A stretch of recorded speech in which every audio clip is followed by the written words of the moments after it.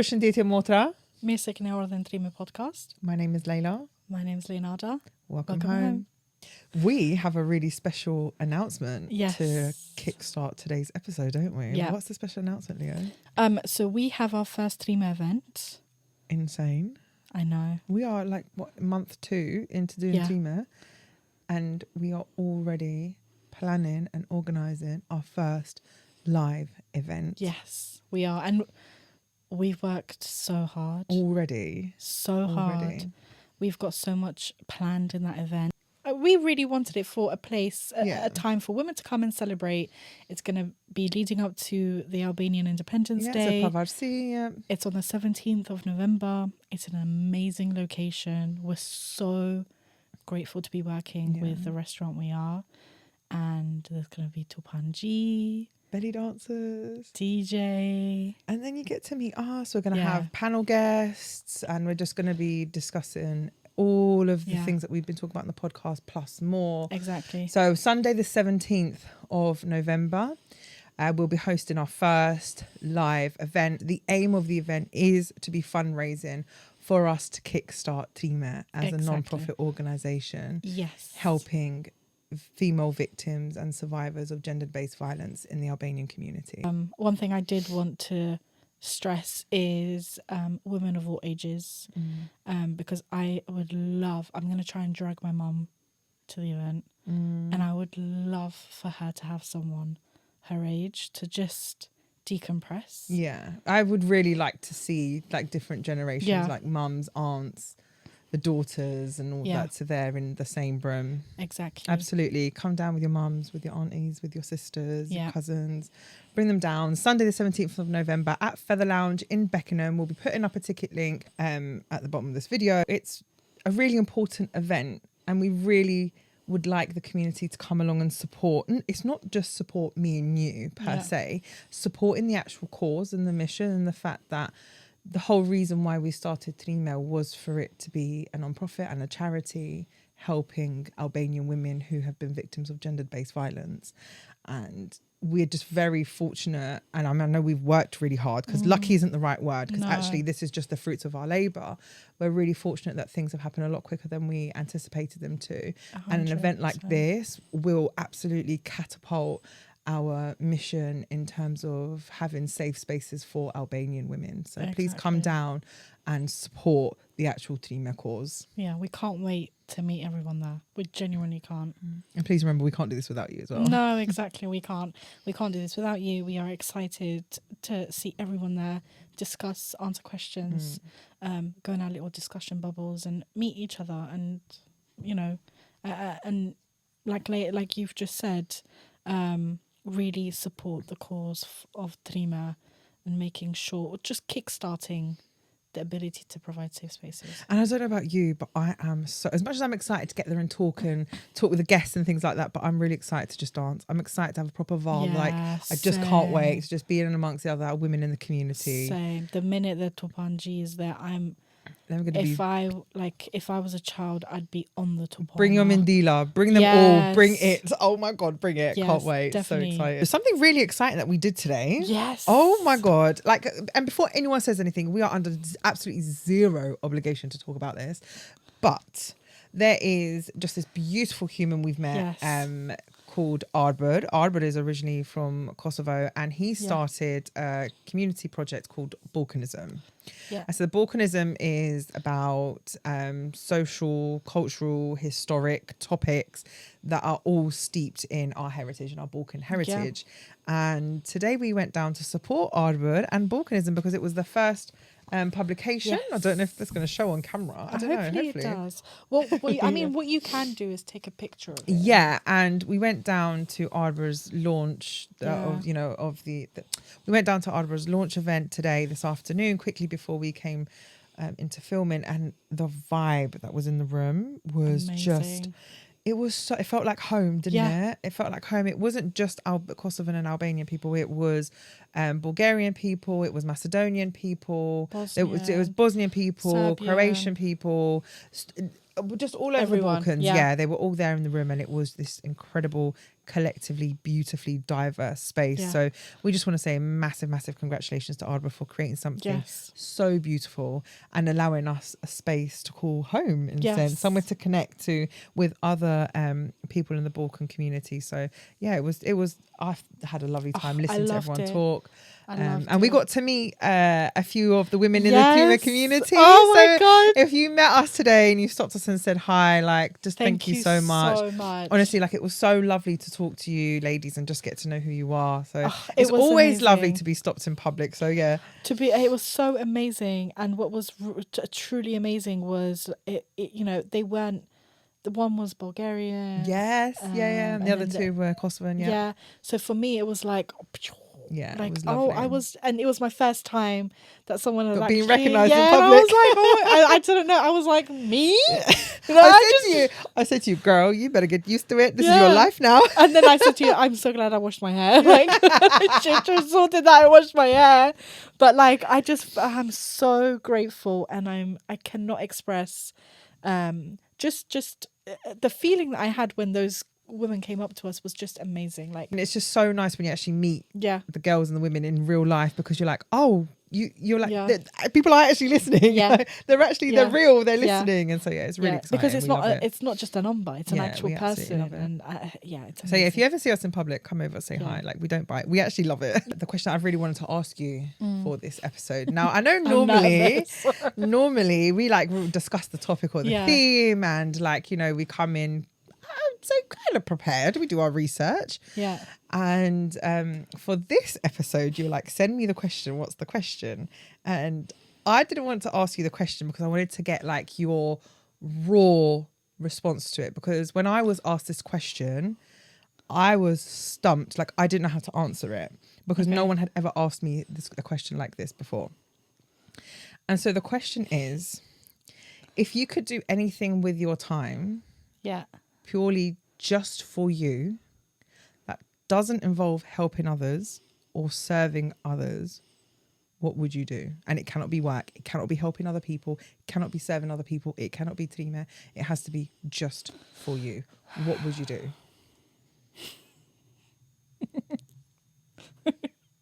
I don't know.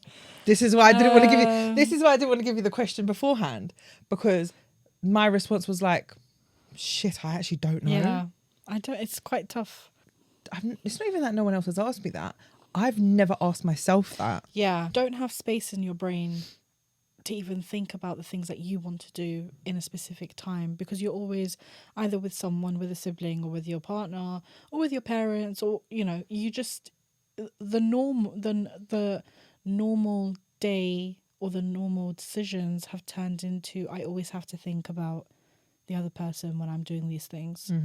So when I think about, actually, I want to do this, that, or the other, it's, I have to do them by myself, which I've always done. I've always gone to museums and all this kind of stuff by myself. I love history because being brought up in England, in London, and seeing every other community so linked with each other, and having a community, and then the Albanian community not even knowing that each other exists. Yeah, absolutely. Exactly, non-existent. And coming out of a war, then being targeted as a refugee, you don't learn anything about your history. You don't. Because you spend all your time in survival, really, don't you? Especially for our generation, I think. And it was actually Dan who asked me this question.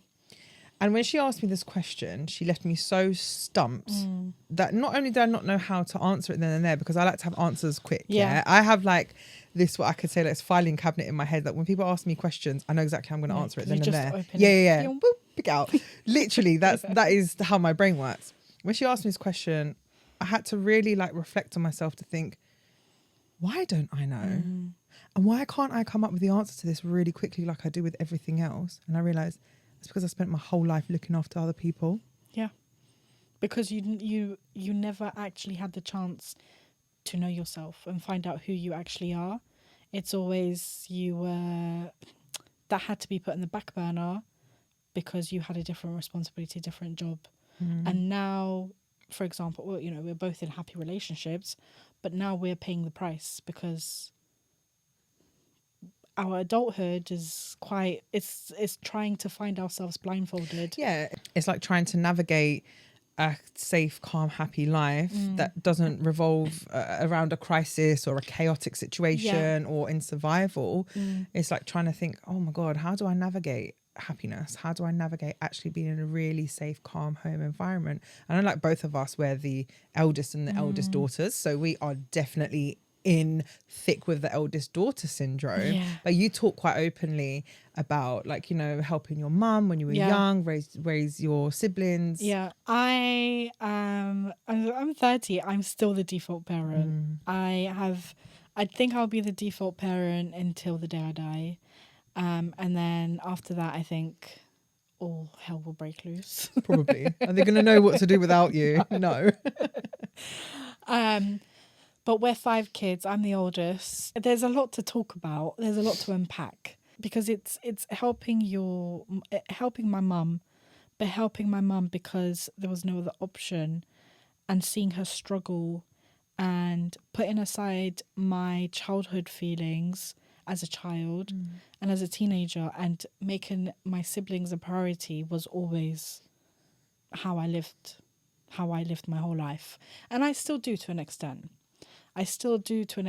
Where, you know, when I speak to you, when I speak to a lot of people, I always say my siblings are almost part of me, even though I haven't given birth to them or breastfed them. But they literally, to me, and this is how my mum always explains it, she's like, I've got 5 fingers, you have 5 kids. If I cut one of them, if something happens to one of you, it's as if I've cut my finger. I think, do all of our mums just have like a textbook of things? My mum says the exact same thing they as well. They just have a group chat. Like, do they just tell each other the same sayings?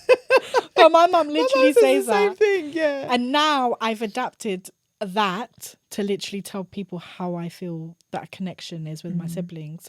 You know, all 4 of them, helping them in school, you know, reading bedtime stories, taking them out when I could, spending all my salary on them. As you know, I started working when I was 17 in Next. It was so toxic, I fucking hated the place. But my £300 salary was spent on all of them, like just taking them out, making sure that they had that childhood to actually go out and see stuff that I didn't, helping them through university, helping them through college, ironing their clothes, giving them baths.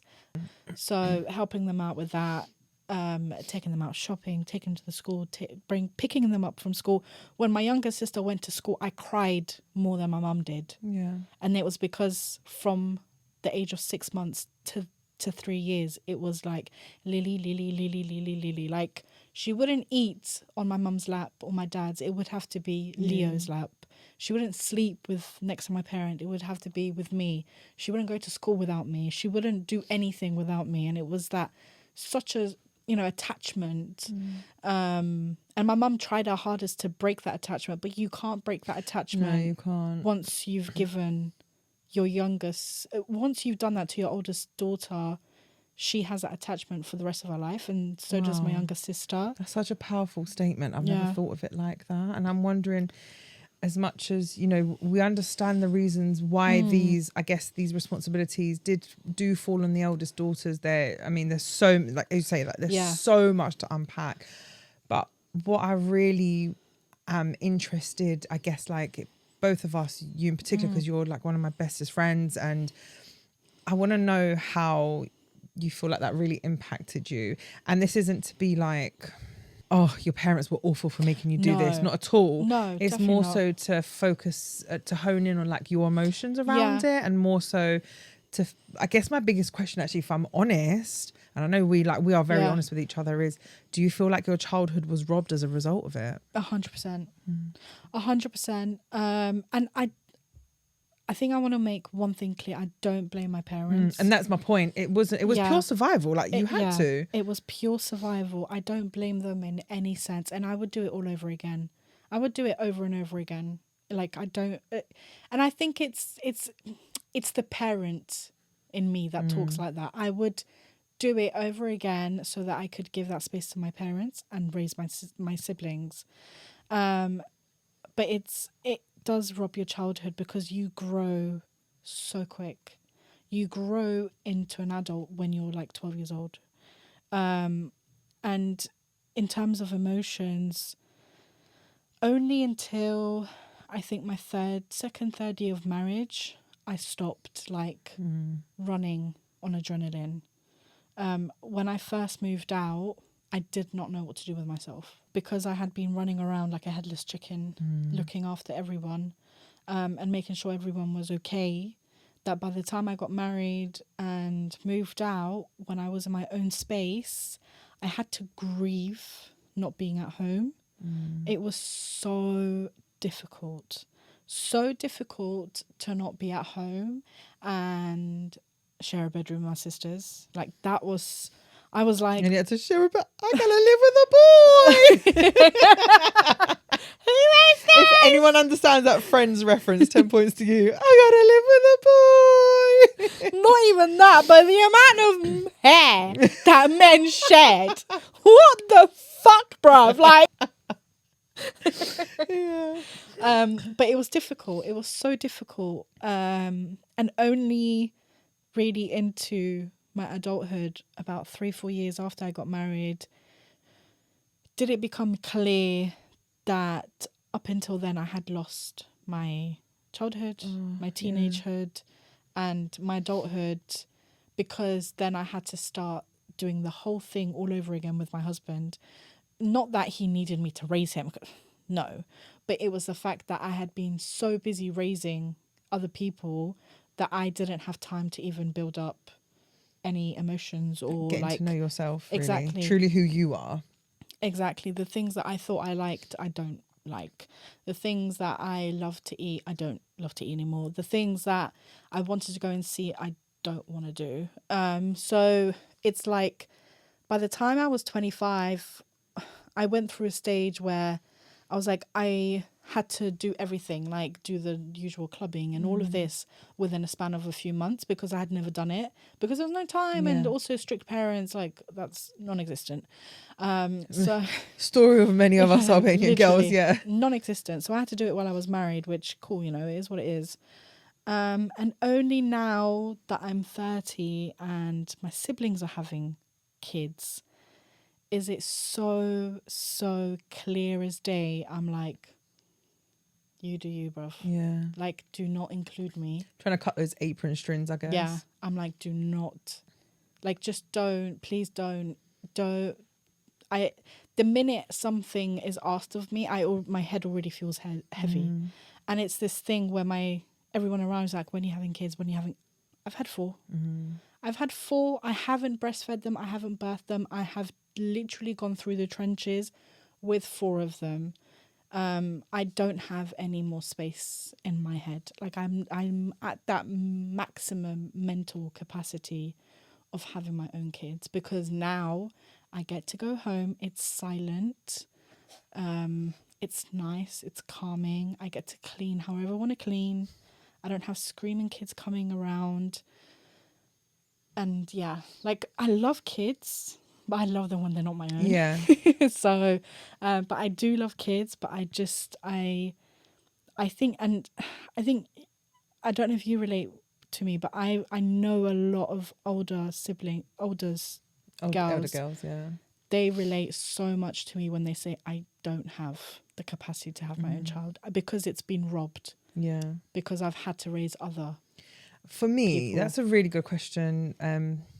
I have a bit of a different experience. Yeah. I definitely do have the eldest daughter syndrome, but in a very different way to you.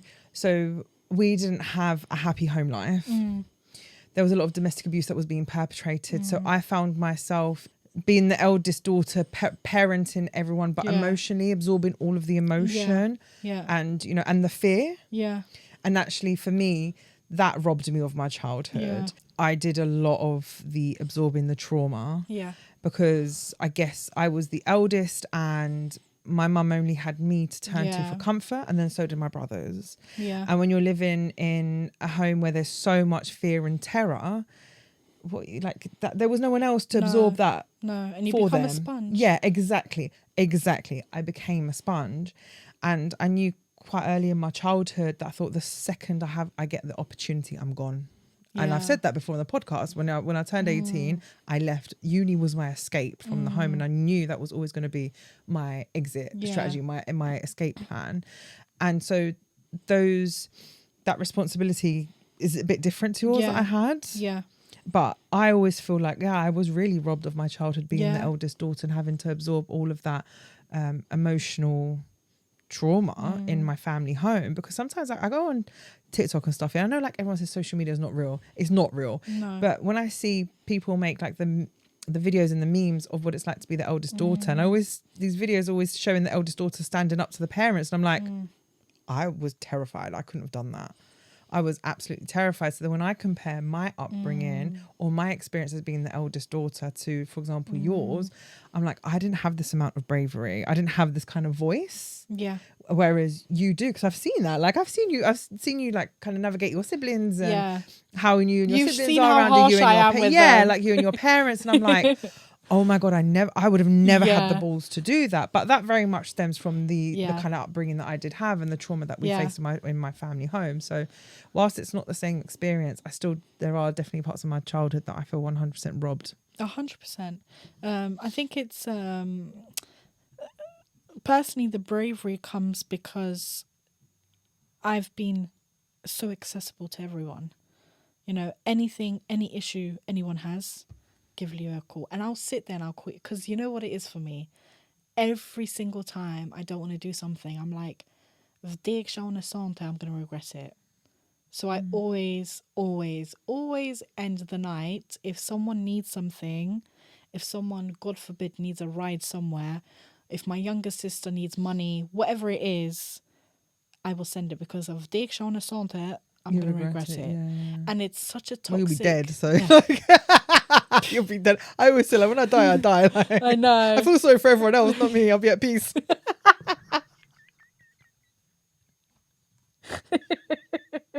But you know what I mean. You know what I mean. I'm like, oh, you beepish man. A beepish man, and I can't do that to my siblings. So I always just, I'd always try to end the night in a good way. And it's toxic because it just never stops, and you're always the default parent. You're the default parent for your own mum. You would never guess we're mum and daughter. It's almost like best friends, because it's, me listening to her. There's a lot of care. Yeah. So much care. You're right. It is. It's very much like, how you give like one woman to another, like so much care and patience and compassion. Yeah. And actually listening and then giving your opinion in the best way. And like, it's just...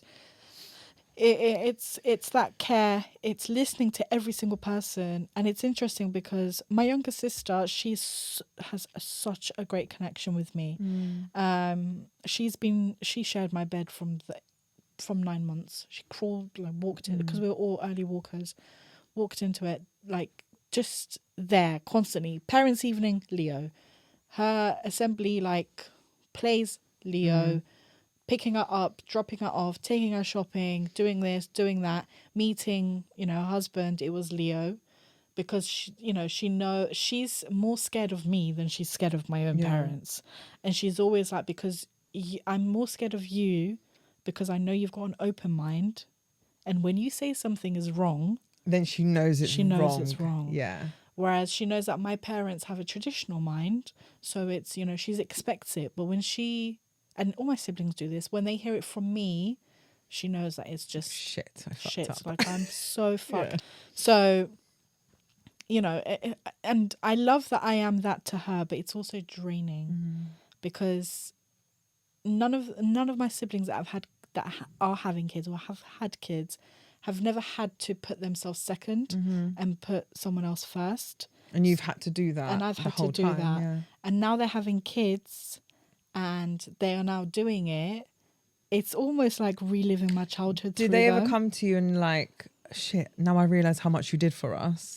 They do. My younger sister's always like so appreciative, like tries. And this is another thing that because something just came into my head. This is another thing that I'm so upset about, kind of, is whilst I was the default parent growing up as a child and into my teenage years, I was so affectionate, so huggy, kissy, like, you could crawl into my arms and I would hold you, never let you go.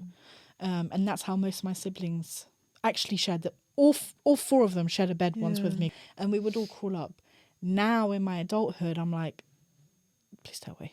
I'm like, don't hug me, don't kiss me, like leave me alone. Wow. And I think it's because it's all spent. Maxed out. It's all spent, and now in your adulthood, you're pretty much like a little cocoon. You kind of just want to be left alone. You know, I still hug my siblings and all of that, but they're the ones that are like, oh my God, Leo, why don't you ever want to hug us anymore? When I was younger, you would hug me and you protected me and you did this. And I think they don't understand that it's because when you are growing up, you're going through hormonal changes, you're going through so much mental change, and you have to give all of that love and affection to someone or for people. You get spent so much because as a parent, like I'm not a parent, but if you, as a parent, that is your job because you've decided to give birth, you know, you've had that baby, you know, it's natural. But as someone that hasn't, you have to, you have to give it to them. Maybe what you're describing to me is actually finding that personal boundary for yourself. Yeah, 100%. Trying to find that personal boundary. And I think my siblings now, after like a good few years, now that I've lived outside the home, they've caught on.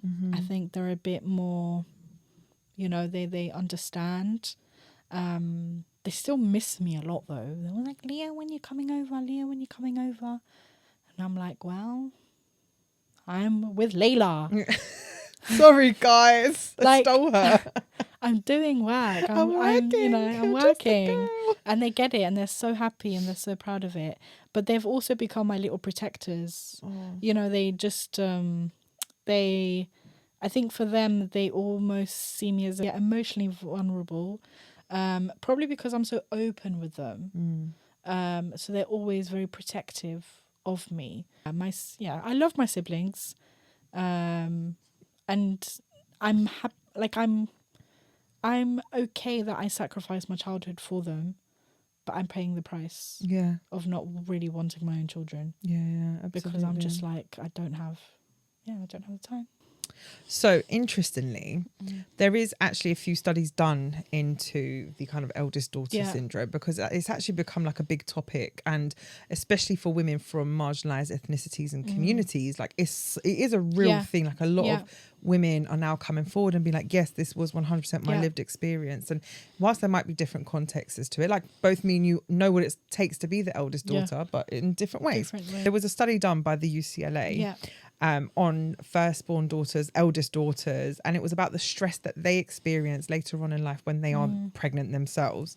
And the study showed that there was a correlation between certain aspects of early puberty in firstborn daughters and high levels of prenatal stress in mothers. And so the researchers did not find this same stress level in boys or daughters that weren't the eldest daughter, so in other siblings, and that the early maturation may enable the firstborn daughter to help her mother rear her other children successfully, according to this study. I think that fits in so well with your experience. Yeah, with absolutely. My experience, it fits in so well because it's as if you're talking about a herd of sheep, right? You know? It's like so animalistic, and it's a weird way to say it when you're talking about actually these are real women's lives. These are real women's lives, and I think back to our mums and how much our mums, especially our generation, like our mums, so how much they constantly were just survival.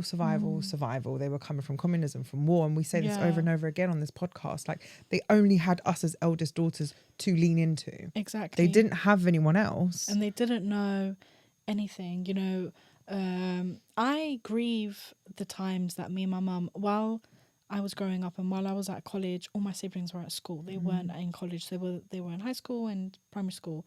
So I would always have a lot of free time with my mum, and we would always go out together. We would always discuss stuff. We would always sit down and do stuff together. We would go to like her friends' houses, and you know, I think that time she really had, like, I really enjoyed those times because I had that time with my mum that I will never forget, and I had that alone time with my mum that I never really got because it was always like, like to my siblings. Did pay out to it, like literally say him for like it's just stupid stuff. The washing machine. Literally. So it was always those things. But when I got my alone time with my mum, it was always like we just grew so close to best friends to a point where I didn't even see her as my mum, but I also always felt like it's my responsibility to make sure that she has someone to lean on.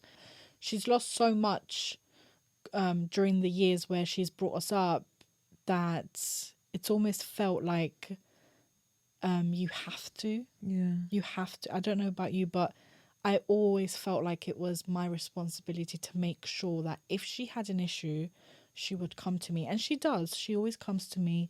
You know, she calls me just to have a chat. When she's upset, she literally calls me and vents for like an hour. And I always say to her, I'm like, Mum, nuk di qam, like, nuk nëse isha kon me ty, kisha di qa me bo pozdi. She was like, s'po t'thiri për me mnemu, po vish po t'thiri me mngu. Just need to talk. You said this to me the other day, and that really hit home. I always had to shut conversations down because the topic of conversations that me and my mum were having were really triggering for me, and I couldn't give her a solution. Or if I gave her a solution, she wouldn't want to take it. Yeah. And so then I had to make that clear boundary. Mum, do not talk to me about this anymore. Stop talking, stop telling me, because actually every time you tell me, you're re-traumatizing me. So I was reflecting a lot on that statement that you made when you said about, you know, I don't want a solution. I just want to vent.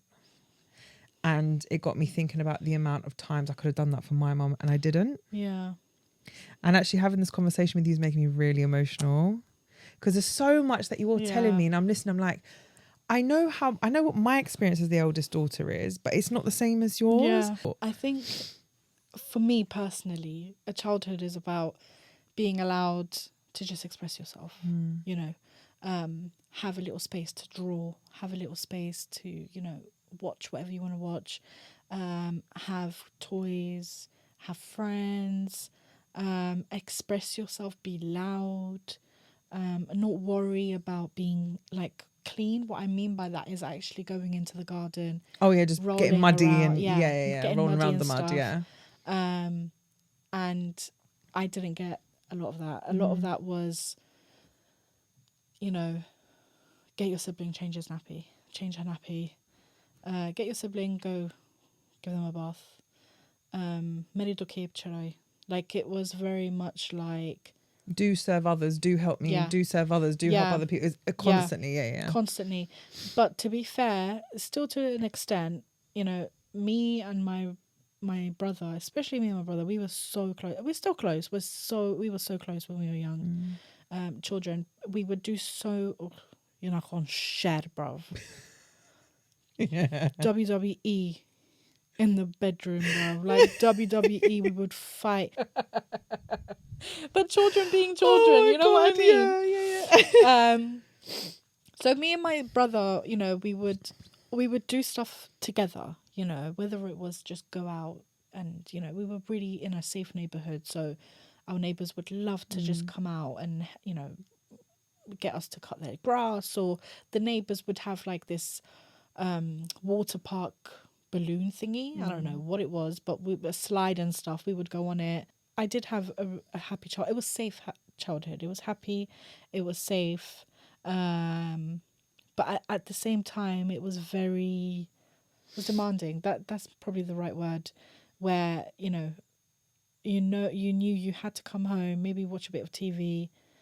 You didn't fight to do the chores. You just did them. It was always in service to our mums. Like it was always an aid for them. Literally. And it was always like, you were never going to see your mum just suffer on her own. You knew that you were going to help her. I think now that I've got a nephew, we let him pretty much kind of do whatever he wants. Yeah. We want him to just be a little child. We don't want, and he's not quiet by any means. He's loud.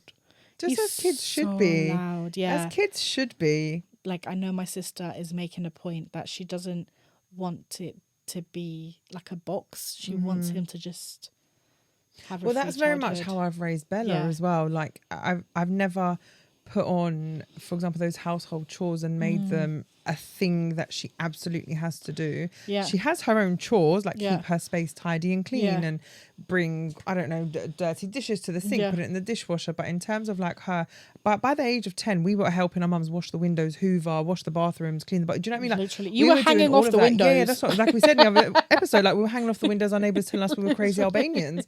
But Bella is 10, and I can't imagine getting her to do that now. And I get it, like it was different for our parents, it was different for our mums, it's different now because we have the chance to actually change things and break that cycle, and so that our children are raised differently, or just kids are raised differently in our community.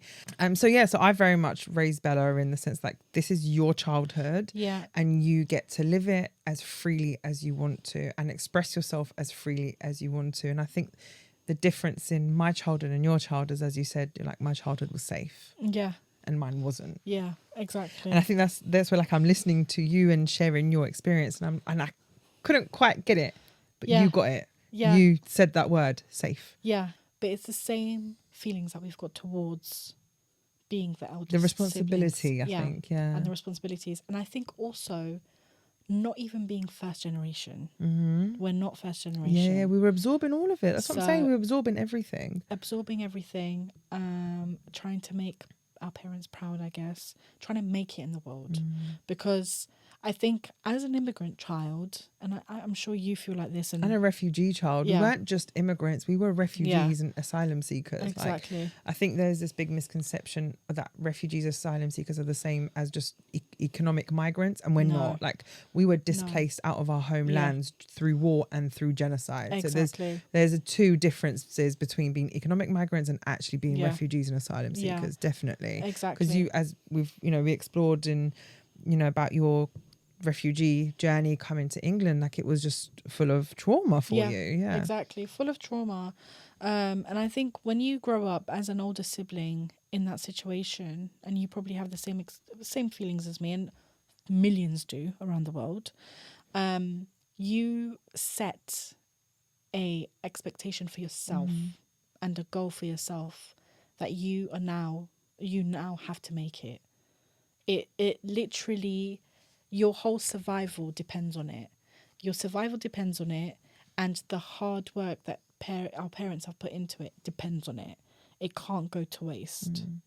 And that's what I always go to. I always go back to my parents just doing everything they can. And that's literally the whole childhood. It's just doing everything they can.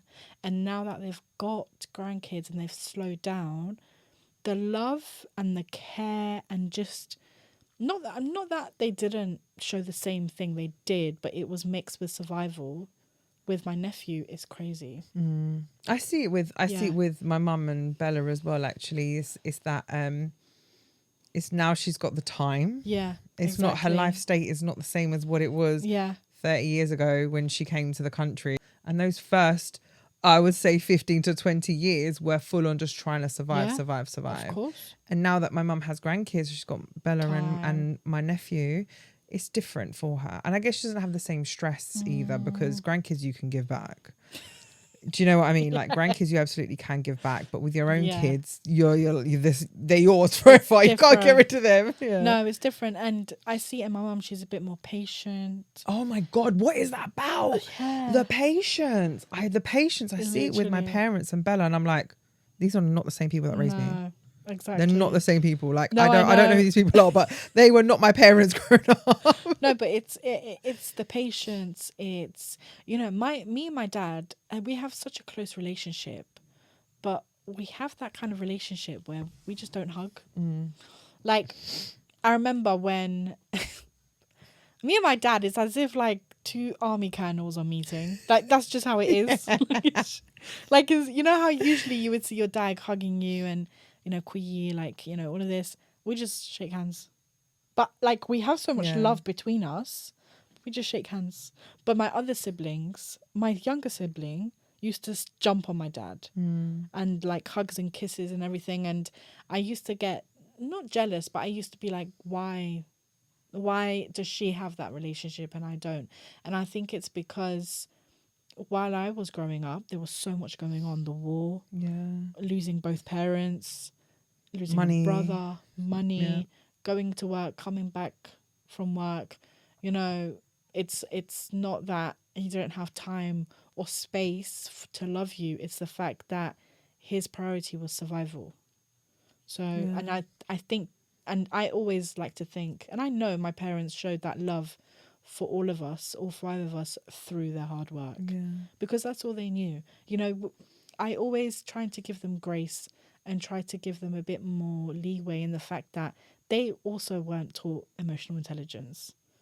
You know, I don't think many of us were, to be honest. No. I don't think many of us. I don't think there were tools, or I don't even think there still are tools now, even in 2024, for our community to learn that emotional intelligence, other than, for example, our generation who are like, nah, this is not going to continue. Yeah. But actually no one had the tools and the skills to teach that to our parents, to teach it to us. Exactly. And they carried their trauma. Absolutely. Dumped it onto us. And I guess we've absorbed it and we've stopped. Well, we're trying to just, it stops here. Absolutely. Because you know that me and you, like, we're so open and honest with each other. I'm listening to you talk and I feel really sad. Oh, why? But like, it's not you. It's not for you. I feel sad. For me, that's really selfish. Why do you? No, why is it selfish? Because it's not selfish. Like, you're making me reflect on a lot of things. A lot of what it's bringing up is sadness and grief. Because even just hearing you say, like, I have this, you know, this really great relationship with my dad. Okay, maybe we don't hug, but we do have that emotional connection, and all of these other things. And I'm just like, wow, you're making me reflect on all the things that are very real in my life that I've run away from for a really long time, that weren't present, that haven't been present. And this has happened to me a lot throughout the episodes that we've been recording. It happened to me with Dons. It happened to me with Eriona. And all of it came down to the relationships they had with their dad. And then when you talk about your relationship with your dad, I get choked up. Yeah. And this isn't even a case of like, you're like, oh my God, I really want a relationship with my dad. I've accepted that. I've accepted that it's never going to happen. My life has gone through many phases, many seasons, many changes. I've done it all on my own. And you know, there's only, you get to a certain point in life, and when a parent is absent, willingly absent, by the way, when a parent chooses to be absent in your life and then is present in your other siblings' life, it does cause a lot of grief and a lot of heartache, because it's not even the rejection thing. You're just like, because I don't know if it's rejection's the right word. It's the abandonment, really. The abandonment of like, okay, maybe I used to feel like I wasn't good enough. It's me, it's my fault. But I got to a point in my life where I'm like, actually, I know it wasn't my fault. I know it was never me. It was a projection of someone else. I know that now. Yeah. It doesn't stop me from feeling sad when I hear other women, especially other women in the community, when they talk about how great their relationships are with their dads. Yeah. And I feel like, what is this podcast if it's not for, if me and you don't get a chance to be as open about our emotions? Of course. As like, because we're inviting guests on to talk about their lived experiences, and then we ask each other these like uncomfortable questions, and I'm like, actually, we have the right to be open and honest about how we feel too. And this is why I love our friendship, because we challenge each other, but in like the most loving way possible.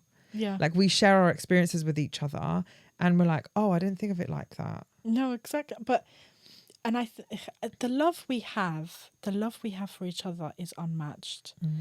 It's the love, it's the respect, and also it's the fact that I've got someone that I can relate to so much. And as we're talking, I think, like, with this being about being the eldest daughter, I think it's also missing that sister, that older, like, I always say that I wish I had an elder sister to take care of me, to look after me. And I feel like, even though there's like a 5-year age gap, but you'd never tell. That's the thing. That's why when we met and you were like, I'm 30, I was like, no way. Like, you just seem so much more mature. Yeah. And it's not fair that as women, we get to that point where we're like, she's so mature. I can't believe she's that young. Because we were forced to be mature. We were forced to grow up quickly. And finding that sisterhood in you has changed so much for me. Don't stop crying. No. Stop crying, because you're going to make me cry. Finding that sisterhood in you has just changed so much for me, because not only do I feel like I now actually finally have like not just a friend but a sibling and a sister to really lean on and lean into, not in the way that our siblings did with us, not because we're not being caretakers for each other. No. We're actually being a support system for each other, like equals, if that makes sense. I was sharing an argument I had with someone, and you said to me, you asked me a question, and no one has ever asked me that question, none of my siblings. And you asked me, do you feel safe? How does that make you feel? And that to me was like, what? Mm-hmm. What do you mean? Like, I feel safe, yeah, because, you know, I'm in my own fucking house. But how does that make you feel?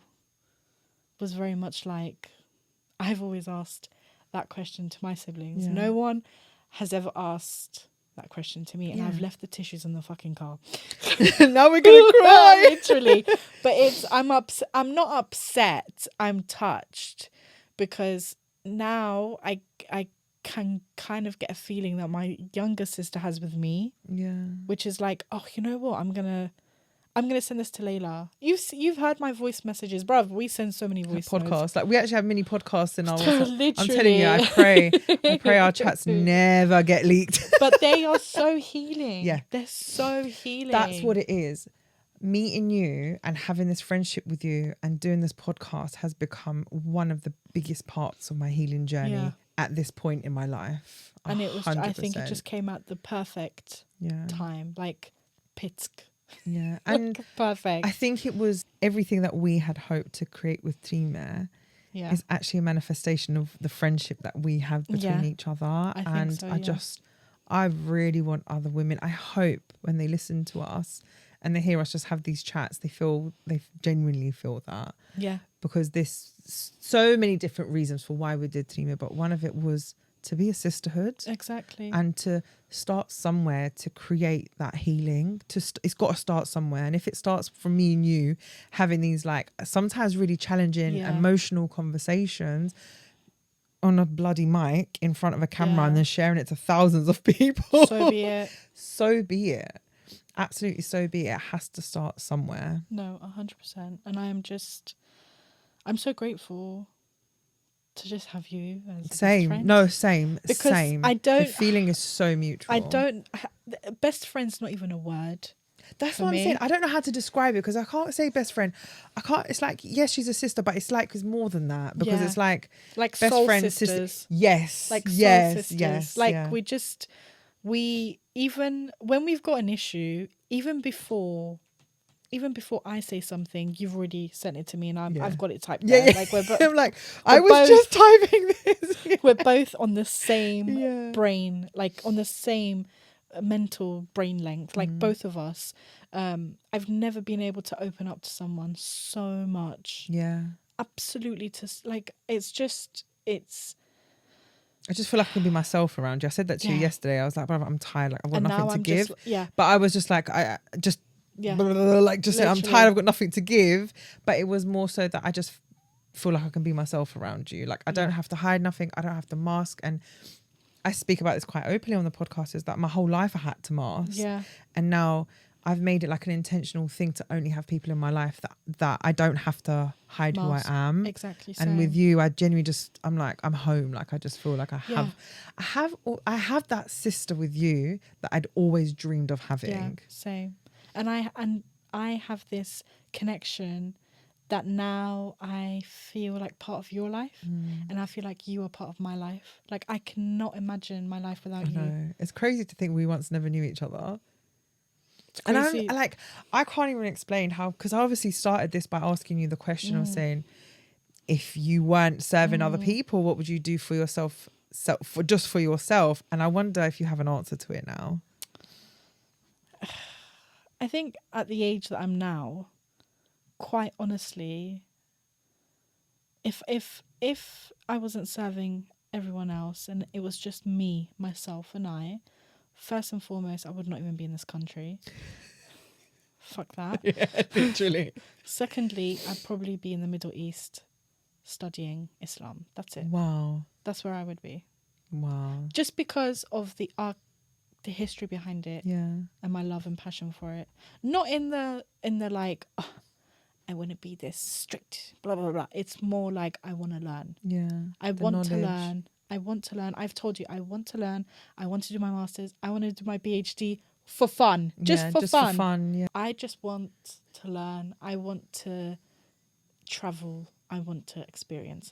Literally, that is it. Just for Leo. Yeah, just for Leo. If money was not an issue. Yeah. Well, that's what I'm saying. It's in an ideal world, money's not an issue. There you go. What about you? Or are you still thinking from when Dan asked you? I'm still thinking. I haven't figured it out. Well, there's no time limit. No, and that was the point. That's why I thought I need to know what Leo thinks. I need to know how she reacts to this question. Yeah. Because I haven't figured it out for myself yet. And that's when I realised that there's not much that I do just for myself, that I do for others. And why I thought, you know what's going to be a great topic for today is actually about serving other people, being the eldest daughter. What does that mean for us? We don't get to be who we truly want to be for ourselves and do what we want for ourselves. But also the beauty and the fact that we found each other, we met each other, and now our literal relationship is manifested into Tina. And it's a whole healing journey. It's a whole healing journey. That I'm hoping we can put in a whole book. Oh my God. Everything. Imagine. A book is just the beginning. And all the hate comments. Oh, I can't wait. We're collecting them, aren't we? We're collecting the hate comments. They're going in a book. I really hope that the people in our community want to feel this in real life and do start coming. For example, as we mentioned, we've got our first live event on the 17th of November at Feather Lounge in Beckenham.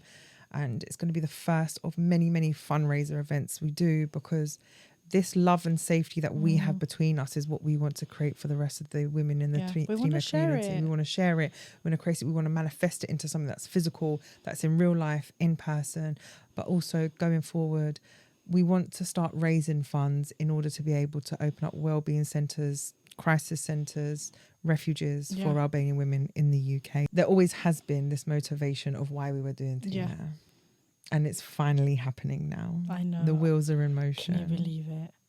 I can believe it. Because I knew that this is where it was going to go. Yeah. I'm so proud of Trime. I'm so proud of you. I'm so proud of you. I'm just so proud of everything we've been able to achieve.